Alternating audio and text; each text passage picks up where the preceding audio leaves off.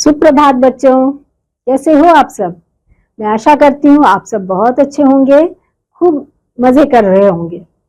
आइए बच्चों हिंदी की कक्षा में, और आप आज नए अध्याय में हम लोग देखते हैं कि 17वें अध्याय में क्या सीखते हैं।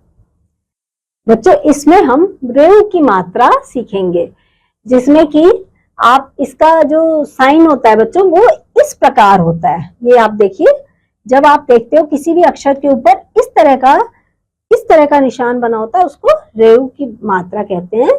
और ये आप देखिए क के ऊपर रेव की मात्रा, इसको हम पढ़ते हैं क के ऊपर रेव की मात्रा तो हम पढ़ेंगे कर। च के ऊपर ऐसे बना होगा तो चर, ट के ऊपर ऐसे बना होगा तो टर, त के ऊपर ऐसे तो तर, ऐसे इस प्रकार से आप पढ़ते हैं। जैसे कि उदाहरण के लिए यहाँ पर आप देख सकते हो सांप है, सांप को हिंदी में क्या बोलते हैं बच्चों, सर्प। तो आप लिखने में उसको कैसे लिखोगे, स और प के ऊपर आपने ऐसे रेव की मात्रा लगाई तो आप पढ़ोगे सर्प। उसमें र का साउंड आता है, र की ध्वनि आती है बच्चों। तो इस मात्रा की यही खासियत है, यही विशेषता है। आप देखो यहाँ पर दर्पण की पिक्चर बनी हुई है, तो द प, यहाँ पर आप चित्र में देख सकते हो दर्पण, और लिखने में दर्पण कैसे होता है, द प, और इसमें ये रेव की मात्रा और ड़ खाली, द प और रेव की मात्रा और ड़।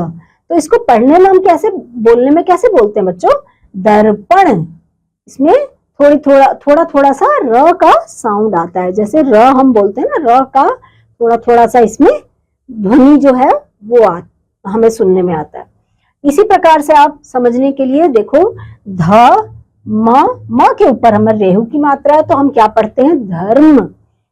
च म के ऊपर रेहू की मात्रा तो हम क्या पढ़ने में बोलते हैं, चर्म।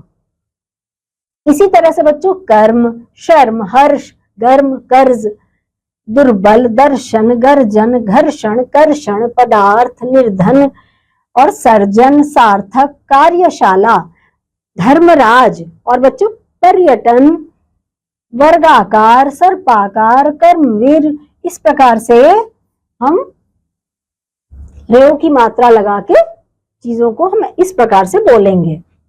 तो अब ये देखो, बाहर वर्षा हो रही है, माँ ने अर्चिता और हर्ष को बुलाया, तभी अर्पण भी आ गया।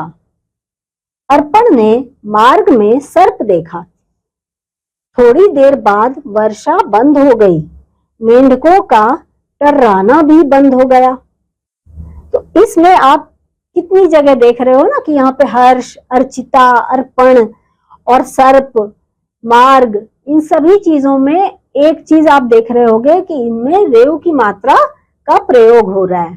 तो बच्चों इस मात्रा, रेहू की मात्रा के बारे में भी आप, जिसमें कि र की ध्वनि हमें सुनाई देती है, इस मात्रा के बारे में भी जानकर आपको बहुत अच्छा लगा होगा बच्चों। तो हमने इस अध्याय में यही जाना, इसी मात्रा के बारे में जाना। मिलती हूँ आपसे एक बार फिर से अगले किसी अध्याय में, तब तक के लिए बच्चों बाय बाय।